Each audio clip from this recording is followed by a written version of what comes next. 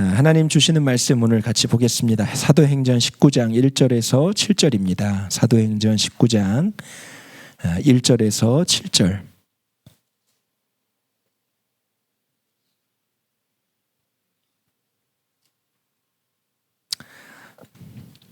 네, 제가 한 절, 여러분이 한 절, 마지막 절은 같이 읽겠습니다.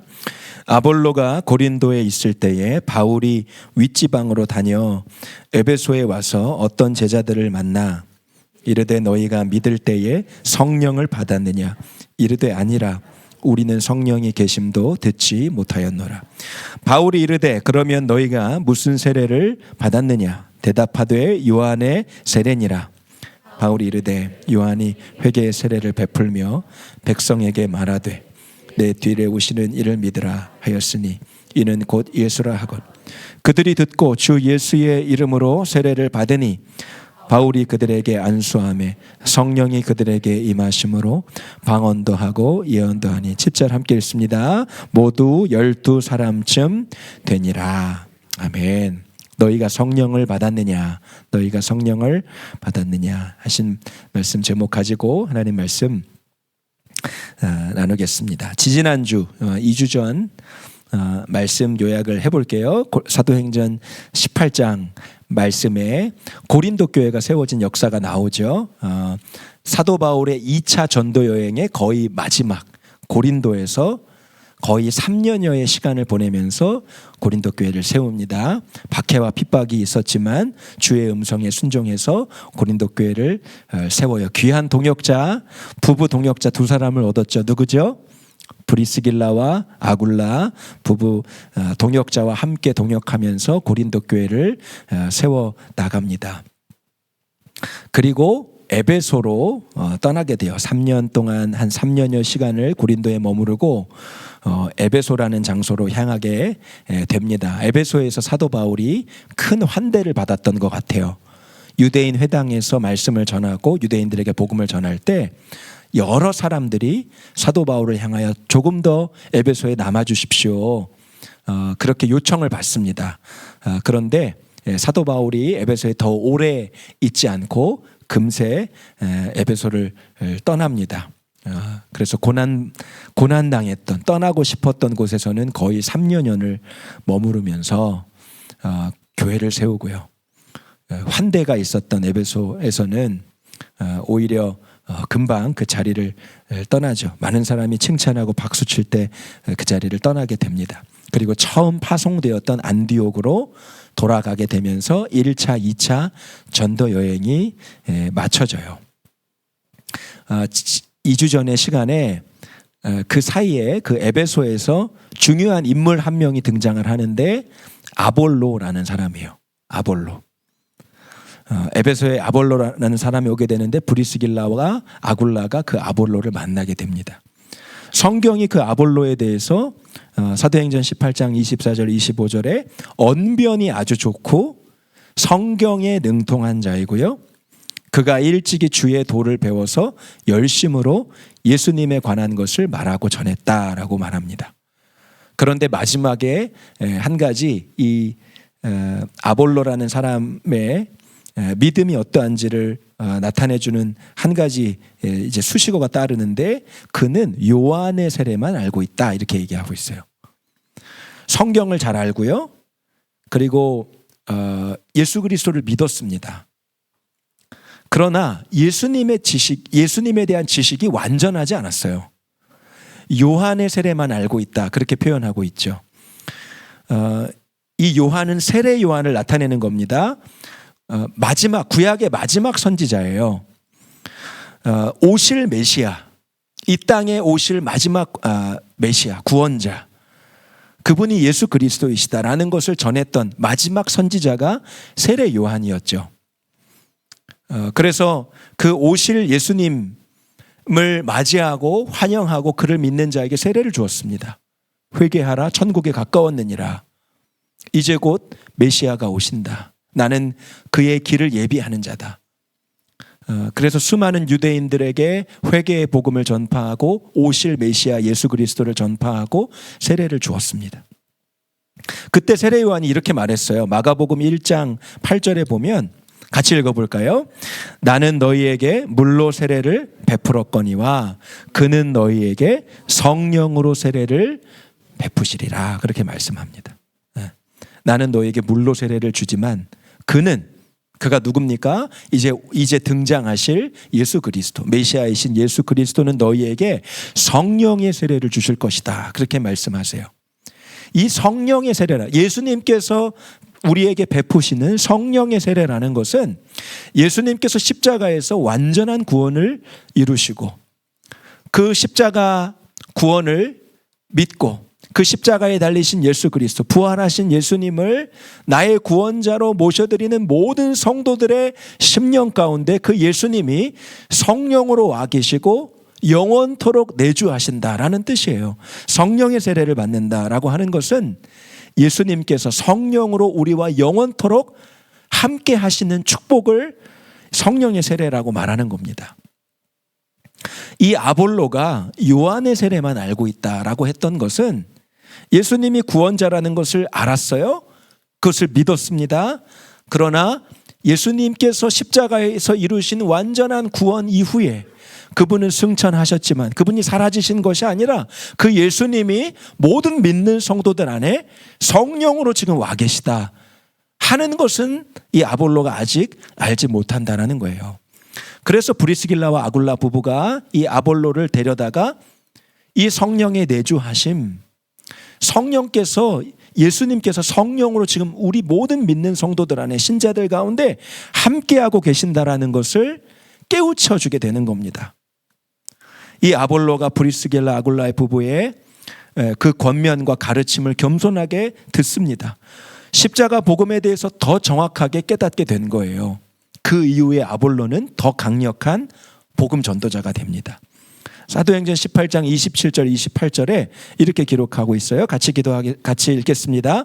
그가 감에 은혜로 말미암아 믿은 자들에게 많은 유익을 주니 이는 성경으로서 예수는 그리스도라고 증언하여 공중 앞에서 힘있게 유대인의 말을 이김이로라. 브리스길라와 아굴라의 완전한 십자가의 복음을 다시 한번 전수받고 성령께서 내 안에, 예수님이 내 안에 계시는구나. 그것을 아볼로가 깨닫고 그의 좋은 언변 그리고 그의 성경적인 지식이 더 빛을 발하는 겁니다. 그래서 담대하게 복음을 전파하는데 누구도 그 아볼로와 상대해서 변론해서 이길 자가 없었다는 거예요. 엄청난 설교자, 복음 전도자가 되는 겁니다. 그 아볼로에 대한 내용이 사도 바울이 안디옥으로 돌아올 그 이야기 중간 사이에 이 아볼로의 내용이 삽입이 되어 있어요. 자, 오늘 이제 19장 말씀으로 다시 시작이 되는데 사도 바울이 3차 전도 여행을 이제 다시 시작하게 됩니다. 안디옥에 왔죠. 그 안디옥을 출발해서 3차 전도 여행, 다른 것이 아니라 1차, 2차 때 자신이 거쳐갔던 방문했던 선교지를 다시 한번 돌아보는 여정을 갖게 됩니다. 그러면서 온 곳이 에베소예요. 1년여 만에 에베소를 다시 방문하게 돼요. 오늘 그 내용이 19장부터 시작이 되는 겁니다. 그래서 18장과 마지막과 19장 사이에 1년의 시간이 있게 돼요. 3차 전도 여행이 이제 시작되는 거죠. 자, 오늘 1절 말씀에 보니까 사도 바울이 어떤 제자들을 만났다라고 이야기하고 있어요. 여러분, 전에도 말씀드렸지만 제자라고 표현하는 것은 성도란 뜻입니다. 예수를 믿은 그리스도인을 말하는 거예요. 사도행전에 예수 믿는 성도들을 제자라고 표현을 합니다. 몇몇 제자들을 만나게 되었는데 몇몇 에베소에 예수 믿는 성도들을 만나게 됐다는 거죠. 바울이 그들에게 물어봐요. 자, 2절 3절 말씀입니다. 같이 읽어볼게요. 이르되 너희가 믿을 때에 성령을 받았느냐? 이르되 아니라 우리는 성령의 계심도 듣지 못하였노라. 바울이 이르되 그러면 너희가 무슨 세례를 받았느냐? 대답하되 요한의 세례니라. 바울이 예수 믿는 성도들에게 물어봅니다. 성령을 받았느냐? 너희가 예수를 믿을 때 성령을 받았느냐? 그랬더니 이 몇몇 제자라고 표현된 성도들이 아니요, 성령이 뭡니까? 성령이라는 이름이나 존재 자체에 대해서 지식이 없는 거예요. 우리는 성령이 계심도 듣지 못하였습니다. 예수님만 알고 있어요. 바울이 또 물어봅니다. 그러면 너희가 무슨 세례를 받았느냐? 뭐라고 말합니까? 요한의 세례를 받았습니다. 아볼로와 똑같아요. 예수님에 대해서, 구원자 예수 그리스도에 대해서 들었고 그분을 믿었습니다. 그러나 그 예수 그리스도가 승천하신 이후에 모든 믿는 성도들 안에 지금 성령으로 와 계시다라는 사실은 전혀 무지하고 있는 거예요. 전혀 알지 못합니다. 그래서 바울이 예수님에 대한 완전한 복음을 다시 그들에게 깨우쳐 줍니다. 마치 브리스길라와 아굴라가 사도행전 18장 말미에 만난 아볼로에게 십자가의 도, 하나님의 도에 대해서 다시 한번 정확하게 말해줬던 것처럼 당신들이 더 알아야 될 게 있습니다. 그분은 이 땅에 오셨고 십자가를 지셨고 죽으셨고 부활하셨고 그 부활하신 예수님은 하나님의 거룩한 영, 성령으로 지금 우리 가운데 계십니다. 그것을 진짜 알고 믿어야 됩니다. 그 예수님의 완전한 복음, 완전한 십자가의 도에 대해서 그 몇몇 제자들에게 깨우쳐 주죠. 그리고서 오늘 5절 6절에 보니까 그들이 예수 이름으로 다시 세례를 받았다라고 이야기합니다. 자, 6절 말씀에 보니까 바울이 그들에게 안수할 때 성령이 그들에게 임하심으로 방언도 하고 예언도 하니 모두 12사람쯤 되니라. 이렇게 말합니다. 세례를 받을 때 성령께서 우리 안에 계시구나라는 것을 알고 다시 예수 이름으로 세례를 받을 때 우리가 성령으로 거듭났다, 성령으로 새 사람이 되었다라는 것을 믿고 세례 받을 때 방언이 터지고요. 방언이 뭐예요? 다른 나라 언어, 다른 나라 말로 말하는 겁니다. 초대교회 마가다락방에 임했던 120명의 성도에게 임했던 방언의 역사가 나타나죠. 각기 다른 언어로 하나님의 구원의 역사를 말하고 찬양했습니다. 그 방언의 은사가 임하게 되고 하나님의 놀라운 역사를 말하고 대언하는 예언의 은사도 임하게 됩니다. 이것이 예수 이름으로 성령의 세례를 받은 그들에게 임하게 되는 거예요. 여러분, 여기서 한 가지 좀 명확하게 짚고 가야 될 신학적인 문제가 하나가 있습니다. 예수를 믿었지만 이후에 성령의 세례를 또 받아야 되는 것인가? 여기서 그 신학적인 의견이 갈라져요. 그러니까 예수를 믿었지만 예수를 믿어도 이후에 성령의 세례를 다시 받아야 된다. 그렇게 주장하는 사람들이 있습니다. 소위 말하는 오순절, 우리 순복음 계통의 은사, 신령한 은사를 사모하고 성령 사역이 아주 강하게 있는 오순절 계통의 신학자들 혹은 목회자들, 그런 교회. 예수 믿는 것과 별개로 성령의 세례를 다시 받아야 된다. 그렇게 주장하는 사람들이 있어요. 그런데 오늘 제가 여러분에게 드리고 싶은 말씀은 신학적으로는 우리가 예수 믿을 때 성령님이 우리 가운데 이미 오신다는 거예요.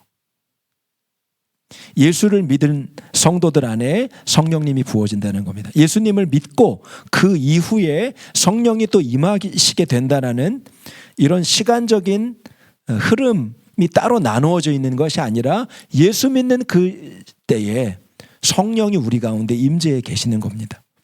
예수님이 약속하신 거예요. 요한복음 14장 16절 20절 4절의 말씀인데 우리 천천히 같이 읽어볼게요. 예수님께서 이렇게 말씀하셨어요. 같이 읽겠습니다.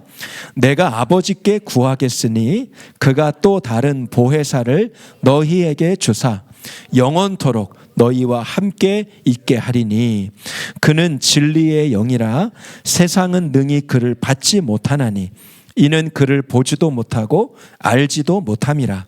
그러나 너희는 그를 아나니 그는 너희와 함께 거하시며 또 너희 속에 계시겠습니다. 내가 너희를 고아와 같이 버려두지 아니하고 너희에게로 오리라. 조금 있으면 세상은 다시 나를 보지 못할 것이로되 너희는 나를 보리니 이는 내가 살아있고 너희도 살아있겠음이라.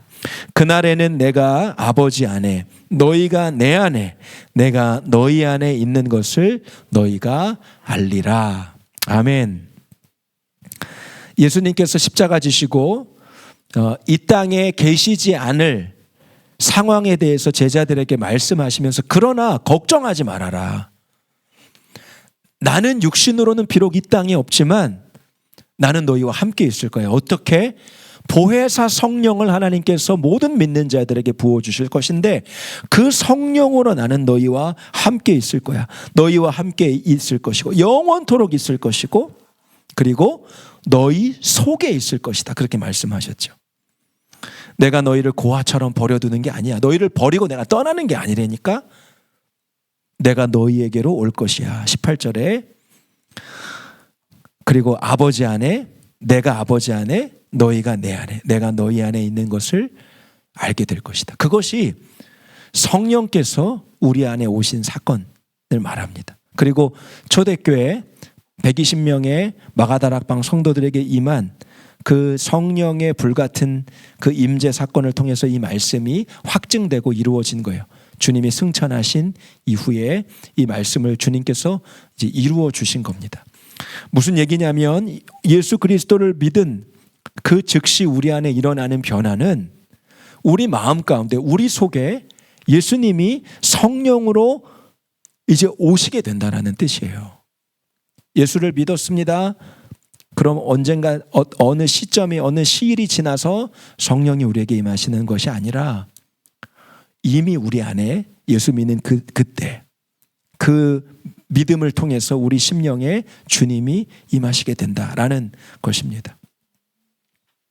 무디 목사님과 함께 영국의 부흥을 이끌었던 캠벨 몰간 목사님이 오늘 이 본문에 대해서 이렇게 얘기를 하셨어요. 성령에 주어지는 것, 성령이 부어지는 것, 성령의 세례는 두 번째 축복이 아니다. 그러니까 예수 믿고 우리 두 번째 일어나는 시간적인 두 번째로 일어나는 어떤 사건이 아니라는 거예요. 예수를 믿을 때 받게 되는 첫 번째 축복이다 이렇게 얘기했습니다. 그러니까 예수를 믿을 때 성령이 우리 안에 부어지는 거예요. 조금 더 바꿔서 얘기하면 우리가 예수님을 믿기로 작정하고 결단하는 그 마음 자체도 사실은 이미 우리의 문이 주님께 활짝 열려져서 성령님이 우리 안에 임하여 계시다라는 그런 증거가 되기도 합니다. 자, 예수님을 구주로 여러분 고백하셨습니까?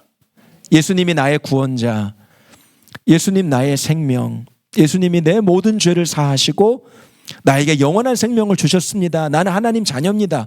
여러분 그 믿음이 있으십니까? 그렇다면 성령께서 이미 여러분 안에 와 계시다라는 거예요. 자, 어떻게 그것을 알 수 있습니까? 제자훈련 복습해 보겠습니다. 예수를 구주로 고백하는 것 자체가 성령이 우리 안에 계시다는 역사예요. 고린도전서 12장 3절 같이 크게 읽어보겠습니다. 시작. 성령으로 아니하고는 누구든지 예수를 주시라 할 수 없느니라. 아멘. 자, 여러분 예수님을 나의 구주로 믿으십니까? 영접하셨습니까? 여러분 아멘 하셨죠? 그것이 우리 안에 성령으로 아니하고는 고백할 수 없다는 거예요. 내 의지와 내 이성과 내 안에 일어나는 판단이 아니고 성령께서 예수 그리스도는 너의 구주시지 라는 믿음을 주시기 때문에 우리가 그 고백을 할 수 있다는 거예요. 자, 여러분 오늘 예배하러 나오셨죠? 여러분 왜 오셨어요? 은혜 받기 위해서 오셨어요. 마음이 답답하고 오늘 예배 드려야 좀 살아날 것 같고 찬양하고 기도해야 하나님 만날 것 같은 믿음이 있으니까 오신 거예요. 그렇죠? 여러분 이 믿음을 누가 주시는 거냐는 거예요. 고린도전서 2장 12절 말씀 읽어보겠습니다. 시작. 우리가 세상의 영을 받지 아니하고 오직 하나님으로부터 온 영을 받았으니 이는 우리로 하여금 하나님께서 우리에게 은혜로 주신 것들을 알게 하려 하심이라. 아멘. 예배로 나오는 그 자리까지는 좀 힘들 수 있습니다. 육신의 게으름도 일어나고 쉬고 싶고 막 내 육신을 쳐서 복종해서 나와야 되는 수고가 있어요. 그러나 예배의 자리에 나와서 말씀 듣고 기도하고 하나님을 뜨겁게 찬양할 때 우리 영혼이 살아나죠. 아, 하나님의 큰 은혜다. 제가 식물들을 좀 키우고 있는데 물을 며칠 안 주면 푹 죽어 있다가 이렇게 물을 주면 금세 파릇파릇하게 그 이파리들이 살아나요. 우리 영혼이 그런 거죠. 하나님의 은혜를 경험할 때 우리 심령이 살아나고 우리 영혼이 살아나잖아요. 그것이 은혜라고 우리가 믿고 고백하죠. 하나님의 은혜다. 그 하나님의 은혜를 갈구하고 갈망하고 그 은혜를 받고 싶어서 오늘 이렇게 예배의 자리로 나오게 하는 것, 절대 여러분 우리 안에 스스로 일어나는 반응이 아니라는 거예요. 여러분 안에 주의 성령이, 저와 여러분 안에 하나님의 성령이 계시다라는 것을 우리에게 깨닫게 해주시는 거라는 거예요. 여러분, 그 외에도 성령이 우리 안에 계신 이유 너무나 많죠. 너무나 많습니다. 하나님을 위해서 헌신하고 주님의 교회를 위해서 헌금도 하고 싶고 봉사도 하고 싶고 수고하고 싶은 마음. 정말 믿지 않는 불신 영혼들 보면 저 영혼 예수 믿어야 되는데, 교회 나와야 되는데, 지옥 가면 안 되는데, 저 사람에게 내가 전도는 잘 못하지만 예수님 옛자라를 좀 전할 수 있어야 되는데, 이런 부담이 있는 마음. 여러분, 주의 영이 거하시지 않는 사람에게는 일어날 수 없는 일이에요. 성령이 거하시는 그 성도에게 하나님이 주시는 거룩한 부담이 있는 것이죠. 너무너무나 성령께서 내 안에 계시다라는 증거는 너무나 많습니다. 그 성령이 언제 임하셨다고요? 우리가 예수 그리스도를 정말 믿고 이전의 삶을 회개하고 예수님 뜻대로 하나님의 자녀로 살게요. 그렇게 주님 앞에 회개하고 회심하는 그때에 성령께서 이미 우리 안에 와 계시다라는 거예요.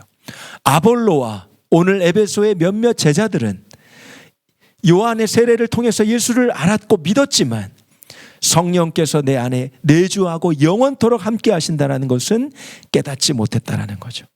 그래서 오늘 사도 바울이 그들에게 성령의 세례를 깨닫게 하고 그들에게 성령의 임재와 내주하심을 증거하고 전해 주었을 때 그들의 영의 눈이 활짝 열려지고 놀라운 성령의 은사가 나타나게 된다라는 겁니다.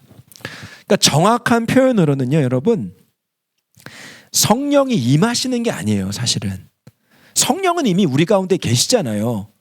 그러니까 오늘 우리가 기도할 때도 성령님 임하여 주시옵소서, 성령님 나와 함께하여 주시옵소서. 이것은 사실은 물론 하나님이 우리의 고백 자체를 야, 너 왜 그렇게 고백하냐, 그렇게 책망하시고 막 그렇게 우리에게 벌을 주시지는 않겠죠. 우리의 마음은 주님을 갈망한다는 뜻이잖아요. 근데 사실 정확한 표현은 성령은 우리 안에 계세요. 이미 내 안에 계시고 두세 사람이 내 이름으로 기도하는 예배하는 자리에, 주의 이름으로 모인 자리에 내가 그들과 함께 있다 말씀하셨죠. 그러니까 주님은 성령으로 사실 지금 이 예배 자리에 함께 하고 계신 거예요. 그러니까 사실 더 정확한 표현은 성령님 내 안에서 더 가득 하시기를 원합니다. 성령 충만이라고 하죠. 하나님, 내 안에 주의 성령이 더 충만하시옵소서. 하나님, 우리 예배 가운데 주의 성령이 더 충만하시옵소서. 하나님 오세요. 성령님 오세요. 무슨 다른 제3의 공간에서 성령이 뚝 떨어지기를 위해서 우리가 기도하는 차원이 아니죠. 성령님은 이미 우리 안에 계신 거예요. 그러니까 성령님, 우리 안에서 주의 역사를 나타내시옵소서. 신령한 은사를 하나님 우리 가운데 충만하게 나타내시옵소서. 우리 안에 계신 성령님을 향하여 일하시고 그리고 그 주님의 은혜를 우리 가운데 부어주시고 또 주님의 능력을 나타내십시오라고 하는 표현이 사실 더 정확한 표현인 겁니다. 여러분, 이해가 좀 되시나요? 성령님은 이미 믿는 성도들 안에 계시다라는 거. 우리가 따로 또 어떤 성령의 존재를 다시 받거나 성령으로 다시 부어져야 된다거나, 그러니까 성령이 다시 우리에게 오셔야 된다라는 뜻은, 의미는 사실 잘못된 거예요. 성령께서 우리에게 더 충만하시기를, 우리 안에 더 놀랍게 일하시기를 그렇게 간구하는 거죠. 그러니까 이 아볼로와 몇몇 제자들은 몰랐던 거죠. 성령이 이미 와 계시다는 것을 몰랐던 거예요. 아, 그렇구나. 성령님이 내 안에 와 계시구나. 예수님이 내 안에 와 계시구나. 이것을 알고 그 성령님께, 내 마음, 내 속에 계신 성령님께 마음의 문이 활짝 열렸어요. 바울이 안수할 때 방언이 터지고 신령한 예언의 은사가 쏟아 부어지게 된 거예요. 사랑하는 여러분, 저는 오늘 여러분 안에 하나님의 신령한 성령의 은사가 나타나고 부어지게 되기를 축복합니다. 여러분, 방언으로 기도할 수 있게 되기를 정말 주의 이름으로 축복합니다. 방언의 은사 못 받으신 분들 많이 계실 거예요. 주의 성령으로 기도하게 되는, 방언으로 기도하면 여러분 1시간도 기도할 수 있고 2시간도 기도할 수 있고 3시간도 기도할 수 있어요. 놀라운 능력이, 기도가 기쁨이라는 것을 알게 됩니다. 처음 방언 받고 너무 신기한 거예요. 중학교 때 이불을 뒤집어 쓰고 계속 무슨 말인지 알아들을 수 없지만 눈물 콧물을 쏟아가면서 기도합니다. 그런데 그렇게 좋아요. 하나님을 더 사랑하게 되고 정말 주님이 나와 함께 하심이 믿어지고 훌쩍 지나간 시간이 1시간, 2시간입니다. 여러분, 그 기도의 맛, 기도의 능력, 성령의 능력, 은사와 은혜를 여러분 정말 사모하심으로 나아가세요. 하나님이 여러분에게 주십니다. 오늘 이 에베소 몇몇 제자들이 그 성령님을 향하여 마음의 문을 연 거예요. 이들 안에 어떻게 성령의 역사가 나타났느냐? 주님의 내주하심을 믿고 깨닫고 이미 와 계신 주님께 마음의 문을 열었기 때문에. 여러분 성령의 능력으로 살기 원하십니까? 아멘. 믿으시는 분은 크게 아멘 해보세요. 여러분, 성령의 능력으로 살기를 소원하세요? 아멘이시죠? 네. 성령의 능력으로 신앙생활하고 믿음 생활하고, 여러분 어떤 한계가 느껴지는 게 있잖아요. 5년을 믿었고 10년을 믿었는데 늘 그 상태, 그 수준인 것 같은 내 믿음의 한계가 있을 때가 있어요. 여러분, 왜 그런지 아세요? 성령님을 환영하지 않기 때문에 그래요. 여전히 내 지식적인 믿음의 차원에 머물러 있기 때문에 그래요. 성령님은 여러분을 통해서 더 크게 역사하시고 더 크게 일하기를 원하세요. 그런데 우리가 제한합니다. 알고는 있어요. 그치, 예수님이 내 안에 와 계시다는 거 제자훈련 통해서도 깨닫고, 그치, 주님이 내 안에 계시지. 그런데 문제는 뭐냐? 인격적으로 그분을 환영하고 맞이하고 있지는 못하다는 거예요. 여러분 가족들 안에 불편한 마음이 생길 때, 여러분과 친밀한 사람들 안에 불편한 마음이 생길 때 여러분 어떻게 돼요? 그 관계가 깨어질 때 못 본 척하죠. 대화도 단절되고, 그리고 표정도 사라지고, 뭔가 소통하고 교제하는 게 끊어져 버리죠. 여러분, 성령님도 마찬가지입니다. 우리 안에 주님이, 예수님이 성령으로 와 계신데 우리가 그 성령님을 인정하지 않아요. 그분에 대해서 우리가 고백하지 않아요. 그분과 교제하고 교통하고 싶은 어떤 마음의 문을 열지 않아요. 그냥 예수님은 늘 나의 지식적인 믿음의 수준에 머물러 있어요. 그러니까 성령님은 저 여러분을 통해서 역사하실 수 없는 거예요. 왜 그런지 아십니까? 주의 영은 인격적이신 분이기 때문에 그래요. 계시록 3장 20절 말씀 읽어보겠습니다. 계시록 3장 20절 시작. 볼지어다 내가 문 밖에 서서 두드리노니 누구든지 내 음성을 듣고 문을 열면 내가 그에게로 들어가 그와 더불어 먹고 그는 나와 더불어 먹으리라. 예수님께서 하신 말씀인데 내가 문 밖에 서서 두드린다라는 표현을 하고 계시죠. 누구든지 내 음성을 듣고 문을 열면 내가 그에게로 들어가 그와 더불어 먹고 그는 나와 더불어 먹으리라. 예수님을 나의 인생의 주인으로, 구주로 모셔드리는 사람, 그러지 못한 사람, 불신자의 영혼을 문을 두드리고 계신다라는 말씀으로 이해할 수도 있고요. 한 걸음 더 나아가면 이미 우리 삶 가운데, 내 중심 가운데 오신 그 주님께 더 마음을 열어드리고 그 주님과 더 깊은 교제로 나아가지 못하고 늘 내 믿음의 수준에 내 생각 속에 그냥 주님이 거하고 계시다면 주님은 우리 안에서 더 놀랍게 역사하실 수 없다는 거죠. 여러분, 오늘 말씀의 핵심은 그겁니다. 여러분, 성령의 사실 세례를 우리가 다 받은 사람이에요. 그런데 어느 사람에게는 오늘 놀라운 성령의 은사와 능력과 그 성령의 일하심이 나타나는 사람이 있고요. 그것 때문에 기뻐하고 감격하는 사람이 있고요. 어떤 사람은 5년이 지나도 10년이 지나도 늘 믿음의 상태가 그 수준이에요. 늘 넘어지고 늘 똑같은 죄에 반복되고 신앙생활이 늘 힘들고 예수를 믿고 교회도 다니고 헌금 생활도 하고 해야 할 일들에 대해서 사명도 감당해요. 그런데 늘 힘들어요. 늘 힘들어. 그래서 때로는 깊이 영적 침체도 빠지게 되고요. 여러분, 이것에 대해서 우리가 벗어나고 싶잖아요. 여러분, 그 갈망이 있으실 거예요. 좀 내 믿음이 한 차원 좀 이렇게 업그레이드가 됐으면 좋겠다. 그 갈망이 다 있으시죠. 여러분, 그 핵심은 뭐냐? 우리 안에 이미 오신 성령님을 투명인간 취급하지 말고 그 주님을 환영하고 고백하고 웰컴하고 날마다 그 성령님을 의식하고 그 주님을 환영하는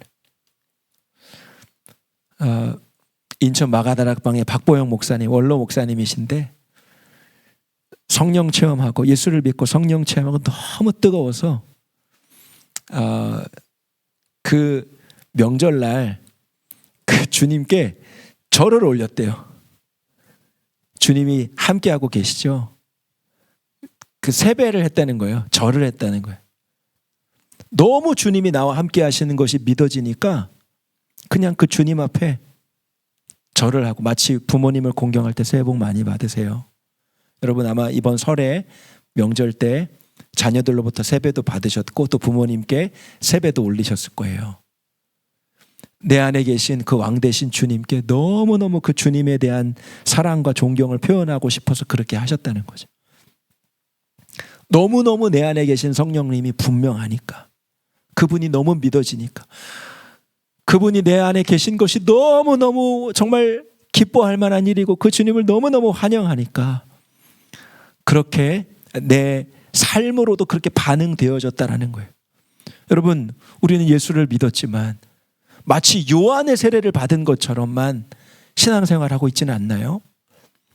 오늘 아볼로가, 오늘 에베소의 몇몇 제자들이 성령의 세례를 깨닫고 성령님께 그 마음을 오픈하고 환영할 때 그들의 삶이 뒤집어지고 마음이 뒤집어지고 이전과는 경험해 볼 수 없는 완전히 다른 차원의 하나님의 은혜를 경험한, 여러분, 그 은혜가 오늘 우리 안에도 충만하기를 저는 축복하는 것입니다. 여러분, 성령의 능력으로 앞으로의 신앙생활이 있게 되기를 축복합니다. 저는 우리들 교회가 정말 성령님을 웰컴하고 환영하고 성령님을 맞이하고 그 성령님을 늘 찬양하고 그 성령님께 우리의 마음을 열어드리고, 그래서 성령이 우리 교회를 이끌어 가시는 교회가 되기를 바랍니다. 여러분의 믿음 생활이 되기를 바랍니다. 그래서 여러분, 오늘 말씀을 마칠게요. 오늘 말씀의 핵심은 성령님 주님을 환영합니다. 이미 오셨지만, 이미 우리 안에 오셨지만 성령님 주님을 환영합니다. 오랫동안 성령님이 내 안에 계셨지만 제가 주님을 의식하지 못. 여러분, 10년 동안 결혼 생활을 했는데 10년 동안 그 부부끼리 한마디 말도 없었다고 생각해 보세요. 데이트 한 번 없었다고 생각해 보세요. 따뜻한 미소나 말 한마디 없었다고 생각해 보세요. 그 부부 생활이 가능할까요? 불가능하죠. 여러분, 예수 믿은 지 10년 됐어요. 주님이 내 안에 계세요. 너무나 분명히 살아계세요. 여러 가지 증거들을 보니까 성령이 내 안에 계신 게 분명해요. 그런데 10년 동안 그 신앙생활하면서 한 번도 성령님께 내 마음을 고백한 적도 없고 주님이 내 안에 존재하신다는 걸 인정한 적도 없고 눈을 맞춘 적도 없고 주님을 부른 적도 없다고 생각해 보세요. 여러분, 성령님은 인격이시라니까요. 성령님은 인격이세요. 우리가 주님을 맞이하고 환영하고 고백할 때 어색할 수 있죠. 보이지 않고 느껴지지 않는 그분. 그러나 우리는 분명히 말씀으로 믿고 있잖아요. 그분이 내 안에 계시다라는 것을. 여러분, 믿음대로 여러분이 행동하고 반응할 때 성령님이 여러분의 삶을 통해서 역사하시는 거예요. 여러분, 정말 우리들 교회가 성령으로 충만한 교회 되기를 원합니다. 찬양할까요? 우리 오늘 처음에 불렀던 찬양, 비준비하시니. 오늘 우리 마음에 정말 성령의 비를 내려주시기를. 제가 오늘 여러분 방언 받으시라고 또 예언의 은사 받으시라고 했는데, 여러분 진짜 방언과 예언은 뭔지 아세요? 하나님을 온 마음 다해 온 힘 다해 찬양하는 거예요. 방언의 내용은 다른 게 아닙니다. 예언의 내용은요, 무슨 미래의 일들을 예지하고 예견하는 차원의 일이 아닙니다. 그러니까 잘못 오해하시면 안 돼요. 점쟁이처럼 예언자들을 찾아다니시면 안 됩니다. 진짜 예언과 방언은 하나님의 위대하심과 하나님의 전능하심을 온전히 높여드리는 거예요. 각 나라와 족속과 언어와 백성과 그 말을 통하여 주님이 그걸 원하시는 거거든요. 120문도 안에 일어났던 방언의 역사는 하나님이 찬송받으시고 예배받으셨던 자리였어요. 주님의 큰 구원의 역사를 온 세상 말로 사람들이 말하는 거, 그게 성령, 주님이 가장 기뻐 받으시는 일이고 주님이 마지막 때에 우리에게 부어주실 일이기 때문에 그렇습니다. 여러분, 오늘 그 은사, 은혜도 여러분 사모하시고 나아가셨으면 좋겠습니다. 오늘 핵심 뭐라고요? 성령님 환영합니다. 성령님 정말 웰컴입니다. 내 안에 계시다고 했는데 제가 제대로 표현도 안 해드렸죠. 제가 아는 척도 안 했죠. 주님이 내 안에 계신 거 그냥 머리로만 믿었는데 제가 인사 한번 안 했죠. 그러신 분 많았을 거예요. 오늘 그 주님께 우리 마음을 열어드리는 시간이 됐으면 좋겠어요.